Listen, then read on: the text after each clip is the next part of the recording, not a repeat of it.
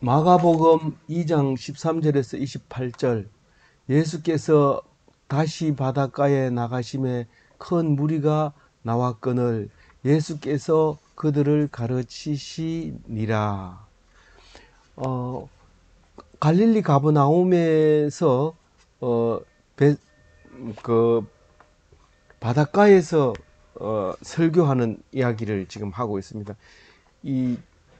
그 가버나움에 가보면 가이드가 그 설명을 잘 합니다. 사람들은 이 바닷가에 앉혀놓고 예수님은 배를 타시고 그 바닷가에 앉은 사람을 향해서 말씀을 하실 때 이 지중해 그, 그 갈릴리 바다에서 일어나는 바람이 산 쪽으로 이렇게 불면서 북쪽으로 불면서 소리가 잘 들린다고 합니다. 어쨌든 그렇게 설교를 했던 갈릴리 가버나움 바닷가의 설교 이야기를 시작으로 오늘 세 가지 이야기를 하게 됩니다.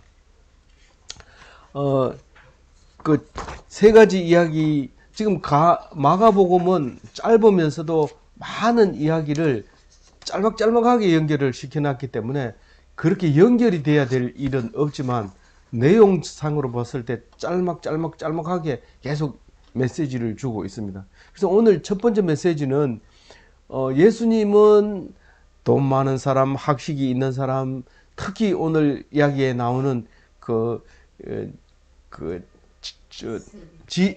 지식인들을 위해서 온 게 아니라 그 억울하고 힘들고 그런 죄인들을 위해서 왔다는 사실 한 가지 하고, 그 다음에 여러분들이 신앙생활을 하고 있는데 다 똑같이 금식하면 다 같이 금식하고 또 기도회 하면 기도회 다 오고 예배드리면 다 오고 주일날에는 꼭 와야 되고 이런 것은 아니다는 거죠. 사람마다 다 다르다는 거죠.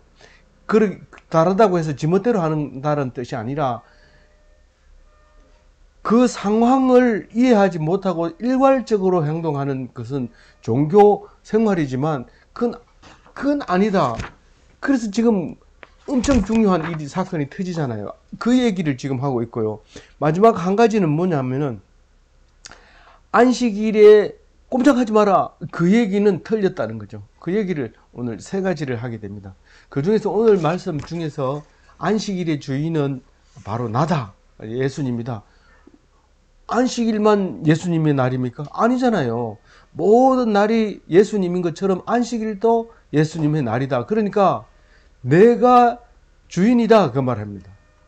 그 얘기가 이거 구분을 잘 해야 됩니다. 이 말이 안식일 날은만 예수님의 날이다가 아니라 안식일도 내 날이다. 그러면서 설명하는 이야기가 27절, 28절 나오는데 그 말을 중심으로 기억하면서 묵상해 보도록 하겠습니다. 오늘 갈릴리 바닷가에서 말씀을 전한다는 얘기는 천한 어부들에게 말을 전한다는 겁니다. 원래 하려면 예루살렘에서 해야 되죠. 근데 그러면 전혀 예루살렘하고 관계없이 갈릴리 어부들에게만 위해서 있느냐? 그건 아니죠. 그 갈릴리 어부에게만 이 천한 어부들이 있고 말씀이 필요한 사람이 있는 게 아니라 예루살렘에도 지식이 많은 사람에게도 외로운 사람, 외톨이, 왕따가 있다는 겁니다. 그리고 정치하는 사람, 높은 사람 위에도 하나님이 필요하고 어려운 사람도 필요하고, 그런데 오늘 그 갈릴리 가버나움에서 시작을 하는 걸 보면 낮은 사람을 위해서 내가 왔다는 얘기를 분명히 하고, 예루살렘에 가가지고 말씀 전할 때도 결국은 그 속에서 소외된 사람을 위해서 내가 필요하다는 얘기를 하려고 하는 겁니다. 14절에 보면 이제 레위를, 세관에 앉아 있는 레위를 보고 이제 제자 삼는 이야기가 14절에 나오는데, 레위는 마태를 얘기해요. 이제 사람마다 부르는 게 다릅니다. 마태로 부르다가 레위로 부르다가 이렇게 하는데, 이 세관에 앉아 있으면 지금 세무 공무원이면 다 존경은 받지 않지만 다 좋아하잖아요. 근데 그때 당시에는 로마에서 세금을 걷기 때문에 유대 백성들이 볼 때는 아주 멸시하고 아주 무시하는, 배척하는 그런 직업이기 때문에 말하자면 호소할 데가 없는 억울한 그런 사람들입니다. 그런데 이 세리 이 마태는 마태복음을 지은 마태입니다.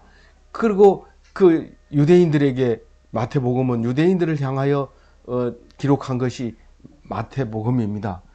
그래서 이 마태는 결국은 이 마가복음을 전제로 해서 기록을 했다는 사실을 나중에 알게 되지만, 어쨌든 이 마태는 아주 겸손하고 과묵한 사람이었고, 실제로 많은 사람들 속에 마태 이야기, 레위 이야기를 거의 안 합니다. 사복음을 쓰는 것 중에서 요한 같은 거는 막 우레의 아들이라고 할 정도로 굉장히 시끄러웠던 사람입니다. 그런데 이 레위는 조용해서 다른 데 기록에 나오질 않습니다. 그런 사람이었는데 15절에 보면 그 레위 집에서 이 세무관들은 돈은 좀 있습니다. 왜냐하면 월급은 안 받지만 세금을 뜯어가지고 자기 이 분량 일부를 자기 재산으로 삼기 때문에 그 재산이 좀 있습니다. 그러나 뭐 큰 부자는 아닌 것 같아요. 그래서 그 집에서 오는 사람들은 주로 세리들이 오고, 또 어떤 사람들이 와요. 죄인들이 오는데, 이 죄인은 무슨 말일까 보면은 뭐 전과자도 있겠지만 뭐 벌을 안 받았더라도 싫어하는 사람이 있어요. 아주 못된 짓만 하고 이렇게 해서 남들이 싫어하는데, 지금은 뭐 옛날에 양반 시대에 백정은 아주 싫어했잖아요. 자기들한테 무슨 죄를 준 것도 아니고 고기도 잘 갖다 주는데도 불구하고 백정은 아주 싫어하고, 상대를 하면 아주 상놈이라고, 상놈들이나 상대한다, 이런 생각을 한 거죠. 마찬가지로 죄인은 그런 사람들이었어요. 소외된 사람, 이야기의 상대가 이야기거리가 안 되는 그런 사람을 죄인이라고 했던 거죠. 근데 세리와 죄인 이런 사람들이 레위 집에 와서 저녁을 먹는데, 이것은 뭐 양복 입고 끈 없는 드레스 입고 와가지고 하는 그런 만찬이 아닌 거죠. 그냥 주면 감사하고 사람이 만나주면 좋아하고 요 정도지, 이렇게 막 풍성하게 그냥 넘치도록 하는 그런 잔치가 아니었다는 사실을 우리가 이제 뒤에 얘기를 들으면서 알 수 있습니다. 16절에 보면은 도저히 지성인이 볼 때는 이해가 불가능한 겁니다. 왜 레위의 잔치에 지성인이 필요합니까? 이 바리새인들과 서기관들을, 이 사람들은 지금 예수님을 계속 따라다니고 있다는 사실을 알아야 됩니다. 지금 로마 그리스 철학자들이, 많은 사람들이 모여서 그 철학을 듣기 위해서 돈을 내고 있을 때 예수님을 따라다니는 사람을 보면 그냥 둘 수가 없죠. 그게 무슨 말을 하는지 자세히 들어보고 기록을 하고, 그럼으로써 지성인으로서의 자격을 갖춰가야 되기 때문에, 특히 이 유대 백성들의 지지를 받고 있는 이 바리새인들은, 유명한 학파라고 생각하는 이 바리새파 사람들은 서기관을 데리고 그렇게 집중적으로 예수님을 따라다니면서 귀담아 들었던 거죠. 그런데 어떻게 이런 세리와 죄인들하고만 사느냐, 그게 이해가 안 가죠. 그 이해가 안 가는 것은 여러 번 성경에 나옵니다. 지혜롭고 설기 있는 자에게 숨기는 게 말씀입니다. 우리가 지혜롭다고 생각하는 사람은 다 이해 못하는 게 성경 말씀입니다. 근데 뭐 공부도 안 한 것 같고, 그런데 성경 말씀을 읽으면 다 진짜 감동을 받아서 나중에 훌륭한 설교자가 되는 그런 걸 볼 수 있는데, 그 바리새 학파들은 그때 당시에 지혜로운 사람인데, 사두개파, 에세네파 이래가지고 3대 학파가 있었어요. 근데 예수님은 학파로 따지면 에세네파였던 것 같아요. 그게 이제 에세네파들이 거주했던 자리가 여리고성 앞에 있는 것을 유적으로 우리가 볼 수 있는데, 그때 당시에 이 바리새파는 특히 그리스 문화를 거부하고 안티그리스죠. 안티그리스고, 그 다음에 바울도 그때 당시에 예수 믿는 사람을 척결하려고 눈을 밝히고 다녔을 때 그때 뭡니까? 바울도 가말리엘 문화, 그러니까 바리새파 가말리엘 문화생으로 있었어요. 그러니까 학생으로 있었던 거예요. 그러니까 바리새파였죠. 그리고 그 바리새파는 특별히 율법을 갖다가 들이대고 율법을 가지고 따지고 이런데 아주 명수기 때문에 오늘 이 얘기에 바리새파가 빠져버리면 예수님은 좀 천한 사람들하고 사는 거구나 뭐 이렇게 하고 끝내버릴 텐데 그게 아니라 이 바리새파 사람들 때문에 이 말이 아주 명확하게 전달이 되게 됩니다.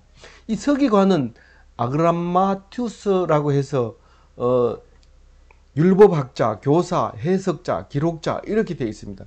그러니까 성경에 대해서 너무 잘 알고 그걸 가르쳐 줘야 되고 해석해 줘야 되는 그런 사람이었기 때문에 이 두 사람은 예수 그리스도에 대한 아주 쌍벽을 이루고 대드는 사람들이죠. 이 사람들이 결국은 예수님을 적이지만 이 사람들이 예수님을 정확하게 나타내게 되고 알게 되지 이 사람 없으면 안 되는 거죠. 그 17절에 보면 예수님이 그런 얘기를 합니다. 건강한 사람에게는 의사가 필요 없다. 병든 사람에게 필요 있는데 내가 이 의인을 부르러 온 게 아니고 죄인을 부르러 왔다.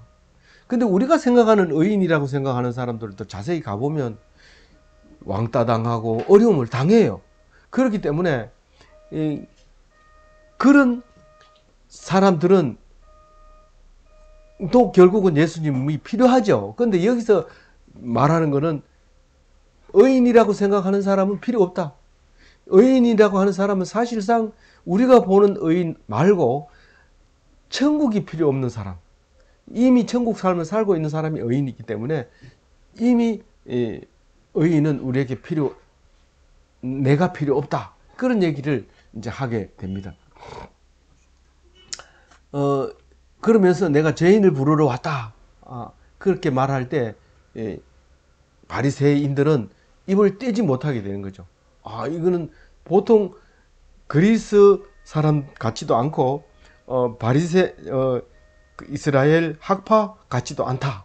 그렇게 결론을 지게 되고 18절부터는 이제 또 다른 이야기를 하고 있는데 무슨 말이냐면 신앙생활을 가식적으로 하지 마라. 진정으로 해라. 형식적인 금식 이거는 보이는 행위는 하지 마라. 이제 그 얘기를 합니다. 그때 그 얘기를 누가 꺼내냐면 바리새인들이 그 앞에 얘기는 마무리 지어버리고 딴 얘기합니다. 바리새인들이 왜 요한의 제자들과 바리새인들은 금식하는데 왜 예수의 제자들은 금식을 안 하느냐 이렇게 얘기하는 거죠. 이거는 뭐 시비 건다는 것보다는 그게 왜 하는 게 안 합니까? 심지어는 뭐 설교 잘하는 목사는 새벽 기도를 안 하는 거예요. 그 왜 안 합니까? 이렇게 묻는 거하고 똑같아요. 그러면 다 할 수 없어요. 어떤 목사는 새벽 기도 열심히 하고 어떤 목사는 기도원에서 또 기도하고 또 어떤 목사는 설교를 잘하고 어떤 목사는 또 신방을 잘하고 어떤 목사는 또 성경을 잘 정리해서 책을 내기도 하고 이제 이런 이제 여러 가지 이 신앙이 각자가 다르게 되어 있는데 세례 요한이 금식하고 바리새인들이 금식하는데 예수님 제자들도 금식해야 안 됩니까? 똑같다 하나님의 자녀라면 그런 거 아닙니까? 이렇게 얘기를 하는데 그게 아니다. 여기서 오늘 세례 요한은 마지막 선지자입니다. 그래서 비교될 만하다는 거죠. 선지자는 예수님 오고 난 뒤에도 있었지만 예수님을 예언하는 선지자는 요한이 마지막입니다. 더 이상 선지자가 필요 없는 거죠. 예수님 오셨기 때문에 뒤에 있는 것은 형식상으로 모르는 사람들이 부르는 선지자들이었던 거죠. 그런데 우리는 신앙생활을 할 때 항상 상황을 무시해서는 안 됩니다. 그 말이 그냥 상황을 무시해서 안 된다 이 말이 아니라 우리는 늘 일정한 시간에 예배를 드려야 되고 많은 사람이 예배를 드려야 되고 이게 신앙생활을 잘하는 거라고 생각하는데 그건 아니라는 얘기를 하고 있습니다.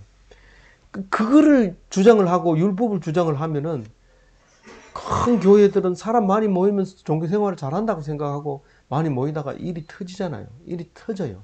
결국은 터집니다. 그러니까 그게 아니라 많이 모이는 것 중요한 것도 아니고 뭐 일정한 시간에 딱 예배를 드려야 되는 것도 중요한 게 아니고 진짜 시도 때도 없이 예배를 드릴 때가 되면 그때 드려야 되고 또 못 드려야 되면 드려서는 안 된다 할 땐 딱 안 드려야 되죠. 고집 부리고 시간을 지켜야 된다. 그렇게 하면 안 되죠.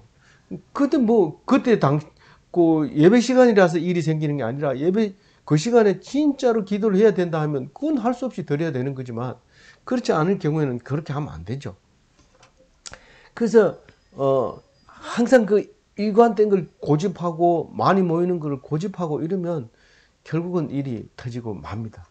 19절에 보면 하나님이 주신 상황은 다 다르다는 것을 말합니다. 신앙생활이 무엇을 의미하는지 그 뜻을 모르고 형식을 계속 따라가니까 이런 일이 생기는 겁니다.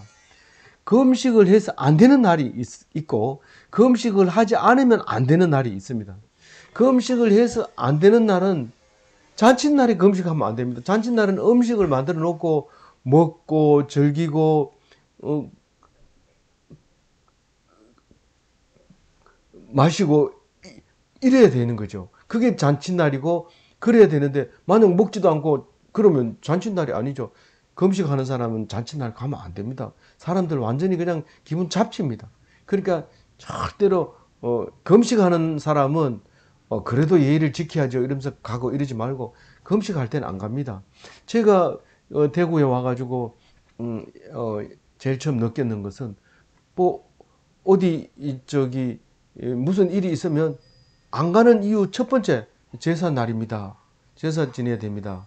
그러면서 안 갑니다. 개주도 그렇게 빠짐 벌금 내야 되는 개주에도 제사 날에 안 갑니다.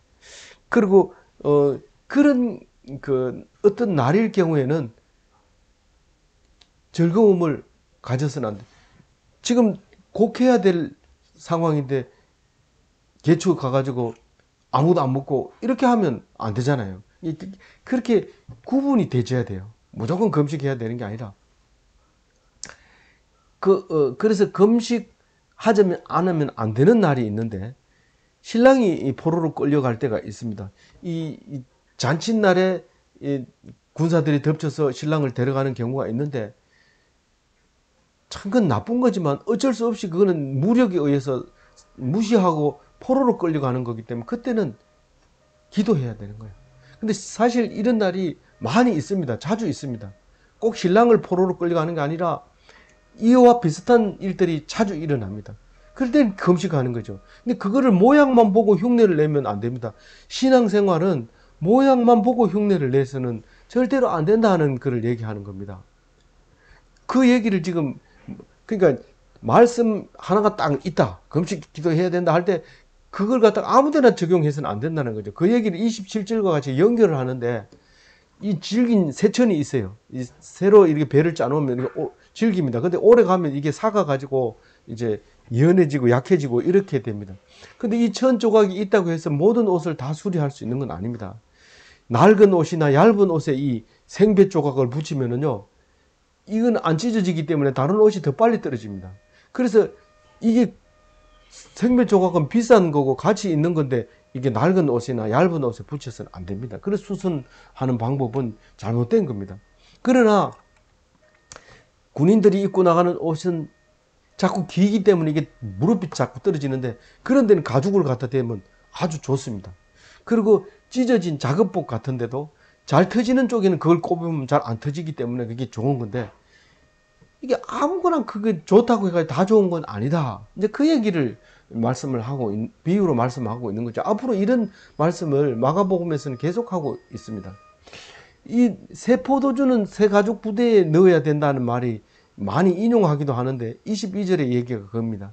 이 포도는 알코올 발효를 하면서 굉장히 천천히 그 발효를 하기 때문에 이 몇년산 포도주가 아주 중요합니다. 오래되면 될수록 가격이 비싸는데 이 포도주가 계속 발효를 하면서 그냥 있는 게 아니라 부피가 늘어난다는 거죠. 그래서 뚜껑을 따면 뽕 소리가 나는 거죠. 병 뚜껑을 따면. 근데 그걸 가죽 부대에 옛날에 넣었으니까 가죽 부대 안에 넣는 이 알코올이 자꾸 늘어나기 때문에 가죽이 같이 안 늘어나면 터져버리는 거죠. 근데 헌가죽 부대에다가 넣게 되면 부대가 터지기 때문에 새가죽 부대에 넣으면 이 가죽은 새 거일 때 부드럽고 훨씬 부드럽고 딱딱하지 않고 당기면 늘어나는 거기 때문에 새술은 새가죽 부대에 넣어야지 안전하지. 헌가죽 부대에 넣으면 터져버리고 술도 버리고 가죽 부대도 버리고 이래서 안 됩니다. 근데 오래된 술은 뭐 새가죽 부대에 넣어도 되고 헌가죽 부대도 되지만 새가죽 부대에 넣게 되면 가죽이 늘어나면 쿨렁쿨렁해지고 모양이 없어지기 때문에 그런 경우에는 새가죽 부대에 넣는 게 옳지 않다는 거죠. 그래서 우리는 항상 좋은 것은 좋은 데도 넣어야 된다. 이 포도주는 오래되면 좋잖아요. 그러니까 새가죽 부대에 넣는다. 그건 안 맞다는 거죠. 안 맞다는. 그러니까 상황에 맞춰야 되지 무조건 그 어떤 뭐 좋은 거는 좋은 데다 이렇게 하면 안 된다는 거죠. 거기에 맞춰야 된다. 그 얘기를 하면서 이제 아주 이거는 오랫동안 이야기를 주고받고 지금까지도 이야기가 되는 게 23절부터 말하는 거는 안식일의 주인이 예수님이다라는 겁니다. 그걸 모르고 우리가 안식일 안 지키면 막 죽이고 이럽니다. 이 모세가 안식일을 정해놓고 안식일을 안 지키면 하나님이 죽는다 했다. 그리고 안 지키면 죽이려 했다. 이렇게 반포를 했는데도 사람들이 안 믿습니다. 지가 정해놓고 하나님이 정했다 이러면서 안 믿다가 하나님께 물어봤더니 잡아왔어요. 이제 이 사람이 안식일날 이랬어요. 이러고 잡아오니까 모세가 딱 가둬놓고 기도를 했어요. 하나님께 기도하니까 죽여라. 그래서 불러내가지고 죽여버렸잖아요. 이게 지금까지 그때 이후로는 한 번도 죽인 적이 없어요. 그런데 죽였어요. 죽이고 나니까 난리가 났죠. 고라 자손들이 일어나서 네가 무슨 왕이냐? 너나 나나 똑같이 레위 자손들인데 네가 왜 우리에게 군림을 하느냐? 그래가지고 혼쭐이 나잖아요. 뭐 그냥 그래서 막 엎드려서 기도하고 막 모세가 그렇게 기도하니까 결국은 이제 심판을 합니다. 이 고라하고 같이 도와가지고 반대했던 사람들이 딱 이렇게 한쪽에 몰아놓고 기도해가지고 그냥 땅으로 꺼지게 해버립니다. 고라하고 같이 구테타를 일으키려고 했던 사람들은 다 죽고 고라 자손들은 고라 식구만 죽어요. 다른 사람들은 안 따라오고 이래서 죽었어요. 그런 일이 있었는데 그 일 이후에 그 안식일을 안 지켜서 죽은 사람은 없습니다. 그러나 분명히 죽이라고 했거든요. 그러니까 이 바리새인들은 그걸 갖다가 죽여야 된다고 합니다. 근데 안식일의 원뜻은 뭡니까? 살리려고 하는 거예요. 살리려고. 근데 이야기 전개는 이렇게 됩니다. 23절에 안식일에 지나가면서 이제 예수님이 가면 제일 앞에 선 사람이 길을 이제 비켜주고 특히 밀밭 사이로 갈 때는 밀이 이게 늘어져 있으면 세우고 그리고 지나가야 되는데 그 밀이 배가 고프니까 이제 쫙 훑어가지고 손으로 비벼서 후후 불어가지고 껍질을 날리고 이렇게 꼭꼭 씹어 먹으면 시장할 때 아주 맛있게 먹을 수는 있습니다. 뭐 많이 먹을 수는 없지만 그렇게 한 것을 금지되는 이야기를 잘 알고 있으니까 이 사람들이 안식일 날 곡식을 탈곡하면 안 되는 걸 알고 있으니까 이 사람들은 그걸 밀을 수확했다고 생각하는 거예요. 일했다고 생각하고 확대 해석하는 학자들이죠. 하지 말라고 했으면 하지 말아야지 왜 안 하는 것처럼 하면서 조금씩 이렇게 먹냐. 그거 하지 말. 실제로 이걸 지키기 위해서는 강력하게 해야 되기 때문에 그것도 못하게 해야 되는 건 맞습니다. 그러나 예수님이 볼 때는 너희들은 지금 그 법을 지키기 위해서 인간을 그냥 인간성을 말살시키는 거 아니냐. 그 말을 하고 있는 거예요. 말 뜻을 정확하게 알아야 됩니다. 그래서 율법은 사람을 살리려고 하는 것이지 죽이려고 하는 게 아니다. 율법은 사람 살리는데 필요해야 된다. 그 얘기를 이제 강조하고 있는 것이죠. 그거를 예를 들어서 다윗 이야기를 합니다. 다윗이 율법에서는 보통 사람이 먹어서는 안 됩니다. 제사장만 먹어야 돼요. 뭐가? 떡상에 차려놓은 떡은 제사장만 먹어야 됩니다. 그게 이제 안식일 날 되면은 새 떡을 갖다 올려놓고 이제 제사를 지내고 또 다른 안식일이 오면 또 새 떡을 갖다 놓고 그 떡은 제사장이 먹고 이런데 이 다윗이 사울 왕을 피해서 도망 다닐 때 다윗이 군대 장관이잖아요. 그런데 도망 나왔어요. 도망 나오니까 젊은 청년들이 따라왔는데 먹을 게 없으니까 도망 다니다가 할 수 없이 이 아비아달의 제사장 있는데 딱 들어갑니다. 그거는 항상 먹을 게 있죠. 왜냐하면 떡상이 있으니까요. 그래서 떡상이 있는데 가서 달라 하니까 방금 이제 떡을 바꾸고 이제 헌떡이 있었던 거죠. 그래서 그걸 달라는 거예요. 그러니까 제사장이면 당연히 이건 못 먹는 거 알고 있고 이 군대 장관은 사울 밑에 있던 장관도 알고 있고 또 이스라엘 백성 모르는 사람 없죠. 그 먹으면 안 되는 건데도 그걸 달라고 그래서 죽어가는 그 청년들에게 그걸 먹입니다. 그래서 나중에 이 아비아달이 제사장이 이제 사울 왕에게 이제 몰살 당하죠. 싹 죽입니다. 그 제사장 숨겨줬다고 다윗을 숨겨줬다고 싹 죽이는데 그 이제 후손이 도망 나와가지고 제사장이 또 됩니다. 그런데 왜 그런 성경에 없는 얘기 왜 합니까? 이러면 성경에 없는 얘기 아니라 다른 성경에 있는 거죠. 여기에는 지금 없는 거지만 근데 왜 그런 얘기 자꾸 하면 안 되는 거 아닙니까? 이렇게 하지 마세요. 이게 성경은 전체를 이끌어 가는 거기 때문에 이야기를 이걸 읽으면서 다른 걸 또 생각해야 되고 그런 겁니다. 그래서 오늘 여기서 말하는 것은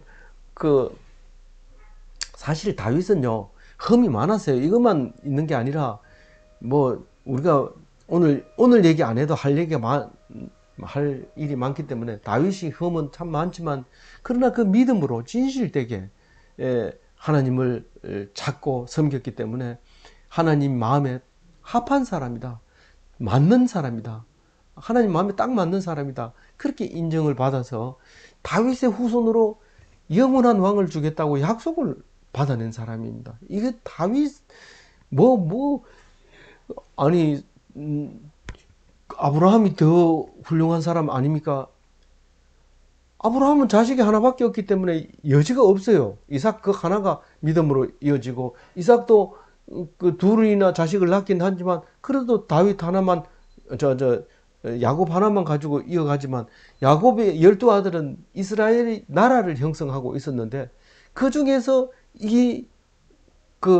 유다 지파에서 나온 다윗의 후손으로 예수를 보내겠다고 할 때 참 놀라운 역사가 일어나죠.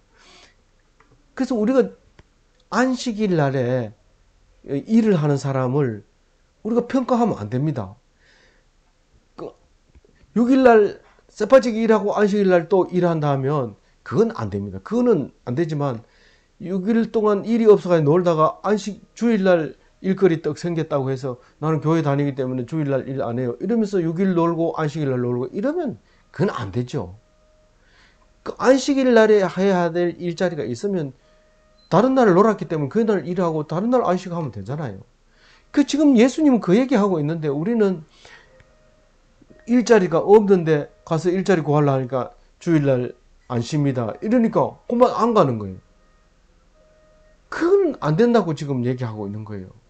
지금 자리가 없으면 안식일날 일하는 자리라도 해야죠. 근데 다른 날 또 6일날 죽으라고 일하면 그건 하지 말아야죠. 그 얘기합니다. 살리려고 안식일 준 거니까 율법을 지키려고 애를 쓰지 마세요. 27절에 안식일이 사람을 위하여 있는 것이다. 결론입니다. 이게 사람이 안식일을 위해서 있어서는 안 된다. 그 얘기를 하면서 이 28절 마지막 절입니다. 읽어봅니다. 이러므로 인자는 안식일에도 주인이니라. 안식일의 주인이니까 주일날이 주님의 날이 주인이구나.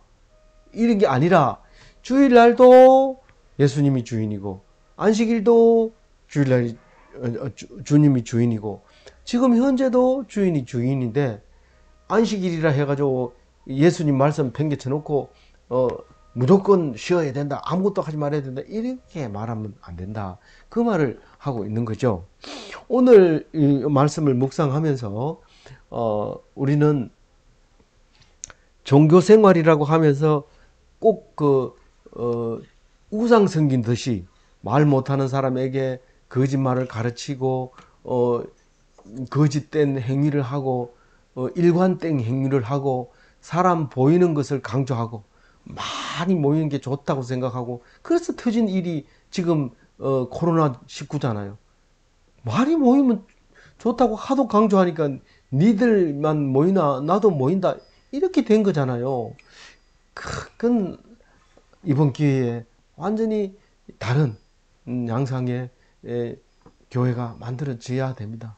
우리는 그래서 절대로 하나님 말씀이 사람 살리는 거다, 안식일이 사람 살리는 거다, 주일이 사람 살리는 거다, 이거 잊어버리지 말고 매여 있으면 안 됩니다.